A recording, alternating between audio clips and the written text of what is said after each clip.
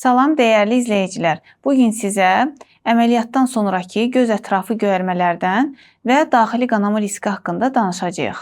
Güzgüdə göz ətrafında göyərmələri görən insanların çoxu narahat olur və belə düşünür: yəqin içəridə ciddi problem var. Əksər hallarda bu fikir doğru deyil. Göyərmələr əslində əməliyyat zamanı zədələnən kiçik damarların dərialtı toxumalara qan sızması nəticəsində yaranır. Bu proses bədənin normal sağalma reaksiyasıdır. Daxili qanaxma olduqda isə vəziyyət fərqli olur. Güclü ağrı, sürətlə artan şişkinlik, davamlı qanaxma və nəfəs alma çətinliyi kimi əlamətlər ortaya çıxa bilər. Yəni, çox göyərmə hər zaman təhlükə siqnalı deyil. Sonda isə bildirmək istəyirəm ki, əməliyyatdan sonraki 2 həftə çox önəmli bir müddətdir. Bu müddət ərzində həkimin kontrolunda olmaq və ödemləri nəzarətdə saxlamaq lazımdır. Əgər müddətdən artıq ödemlər olarsa, tədbir görülməli və şikayətlər mütləq nəzərə alınmalıdır. YouTube kanalıma abunə olmağı və bəyənməyi unutmayın ki, yeni videolardan xəbərdar ola biləsiniz.